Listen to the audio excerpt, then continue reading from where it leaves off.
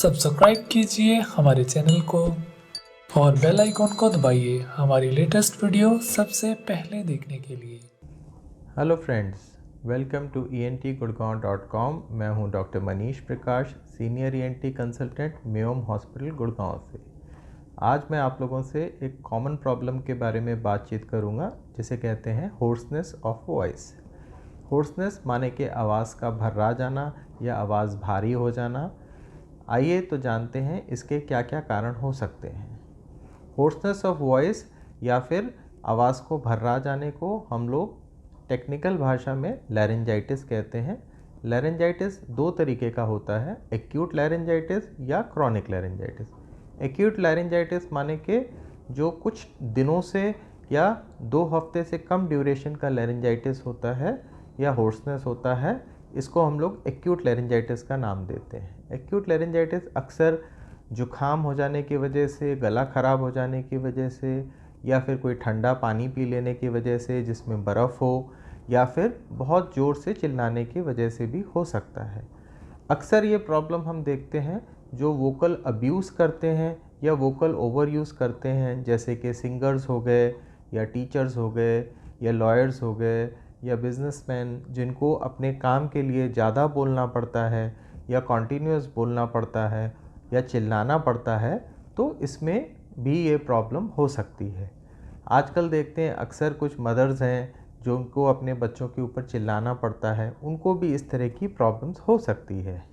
और कुछ लेडीज़ जो अपने हस्बैंड के ऊपर चिल्लाती हैं, उनको भी ये प्रॉब्लम हो सकती है।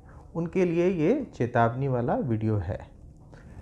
जैसे हम देखते हैं कि जब हम ज़ोर से बोलने की वजह से हमारे गले में जो आवाज़ का बक्सा होता है, जिसको लैरिंक्स कहते हैं, इसके अंदर वोकल कॉर्ड्स जैसे तार होते हैं जिनके वाइब्रेशन से ये साउंड उत्पन्न होती है।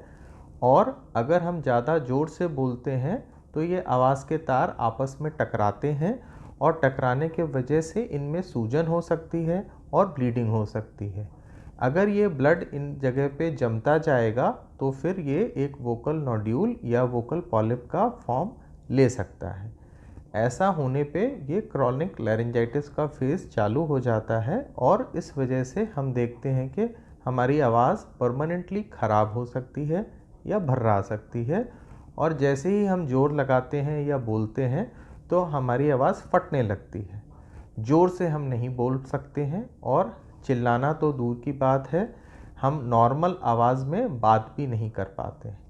जो लोग गायक होते हैं या गाने का शौक़ रखते हैं, उनके लिए ये बहुत चिंता की बात होती है, क्योंकि उनकी आइदर प्रोफेशनल या फिर जो उनकी रिक्रिएशनल एक्टिविटी होती है, उस पर भी इस चीज़ों से असर पड़ता है।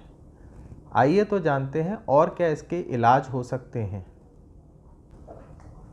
जब हमारे पास ओपीडी में कोई पेशेंट आता है जिसको होर्सनेस हो रही होती है, तो उसका पहले हम एक नोज़ का और थ्रोट का एग्जामिनेशन करते हैं, जिसमें गले में या मुंह के अंदर से एक हम मिरर डाल के वोकल कॉर्ड्स को देखने की कोशिश करते हैं। कुछ पेशेंट्स में ये आसान होता है, कई पेशेंट्स में गैग रिफ्लेक्स की वजह से ये पॉसिबल नहीं हो पाता है। उस तरह के पेशेंट्स में गले में हम एक सुन करने का स्प्रे डालते हैं, जिससे गले का हिस्सा सुन हो जाए, और हम एक टेलीस्कोप जैसे कि 70 डिग्री टेलीस्कोप डालते हैं, जिससे हम वीडियो स्क्रीन पे देख सकते हैं कि हमारे वोकल कॉर्ड्स का कैसा स्ट्रक्चर है, उनमें कोई सूजन तो नहीं है, कोई कंजेशन तो नहीं है, कोई मांस अथवा तो नहीं बन रहा है। इस तरह के पेशेंट्स के लिए हमारे पास एक एडवांस टेस्टिंग, जिसको हम लोग वीडियो स्ट्रोबोस्कोपी कहते हैं, ये भी अवेलेबल है। इस एडवांस्ड वीडियो स्ट्रोबोस्कोपी के द्वारा हम वोकल कॉर्ड्स के फाइन वाइब्रेशंस को स्लो मोशन में देख सकते हैं, जिससे अक्सर वोकल कॉर्ड्स में होने वाली स्ट्रक्चरल प्रॉब्लम्स जैसे कि वोकल नोड्यूल या फिर वोकल सल्कस या फिर हमारे नॉन वाइब्रेटिंग पोर्शंस को डिटेक्ट किया जा सकता है। कई पेशेंट्स में इसमें हमें मदद मिलती है उनकी डायग्नोसिस को अच्छे तरीके से बनाने में। इसके बाद जानते हैं कि इन प्रॉब्लम का ट्रीटमेंट क्या होता है। जो वोकल नोड्यूल्स हैं, इनके लिए सबसे इम्पॉर्टेंट ट्रीटमेंट है वॉइस रेस्ट, माने कि वॉइस को हम बिल्कुल नहीं उपयोग करें, कम से कम 48 घंटे के लिए हम बिल्कुल संपूर्ण वॉइस रेस्ट पे जाएं और अगले 2 हफ्ते तक हम अपनी वॉइस को कम से कम यूज़ करें। इसके साथ साथ हम हिदायत देते हैं कि गले को खराशे ना, खकारे नहीं, और जब हमें बोलना हो तो हम नॉर्मल आवाज़ में बात करें, फुसफुसाएं नहीं और चिल्लाएं भी नहीं। इसके साथ साथ गर्म पानी पीना, भाप लेना और कुछ दवाइयाँ जो हमारे जुखाम के लिए या गले के लिए दी जाती हैं, जैसे कि एंटी एलर्जिक दवाइयाँ, इनके सेवन से अक्सर थोड़े दिनों में ये चीज़ें बेहतर हो जाती हैं। इसके साथ साथ हम स्पीच थेरेपी की सलाह देते हैं, जिसमें वोकल कॉर्ड्स को रिलैक्सेशन करने की एक्सरसाइजेज होती हैं। वो हमारे स्पीच थेरेपिस्ट पेशेंट को समझाते हैं और उनको एक्सप्लेन करते हैं कि इन एक्सरसाइजेस को कैसे करना है नियमित तौर पे। इसके साथ साथ कुछ ब्रीदिंग एक्सरसाइजेस भी उनको एक्सप्लेन करी जाती हैं, जिससे उनको अपनी वॉइस को रेस्ट देना और अपनी ब्रीदिंग पैटर्न को कैसे मैनेज करना जब वो बातचीत कर रहे हों, इस चीज़ की उनको हिदायत दी जाती है। ऐसा करने से हम देखते हैं कम से कम 80 से 90% लोगों में ये वोकल नोड्यूल्स ठीक हो जाते हैं और उनकी वॉइस बेटर हो जाती है। जो वोकल पॉलिप है उसके लिए स्पीच थेरेपी बहुत कारगर नहीं है, और इस तरह के पेशेंट्स में हम देखते हैं कि ऑपरेशन जो कि लेज़र के द्वारा या कोल्ड स्टील के द्वारा किया जाता है वही बेहतर उपाय है।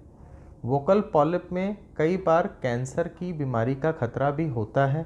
इस तरह की सिचुएशन में जब भी ऑपरेशन करके वोकल पॉलिप को निकाला जाता है तो फिर हम उसको लैब में अपने हिस्टोपैथोलॉजी एग्जामिनेशन के लिए ज़रूर भेजते हैं, जिससे हम एग्जैक्ट कारण जान सकें कि ये वोकल पॉलिप क्यों बना है और आगे ये फिर से ना बने, इसके लिए हमें क्या क्या प्रयास करने की ज़रूरत है।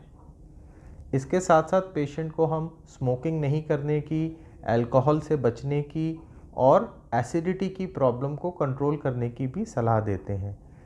इस सारे ट्रीटमेंट से हम देखते हैं पेशेंट की वॉइस पहले से बेहतर हो जाती है और वो ज़्यादा आराम से और अच्छे से अपनी डे टू डे कम्युनिकेशन और ज़िंदगी व्यतीत कर सकता है।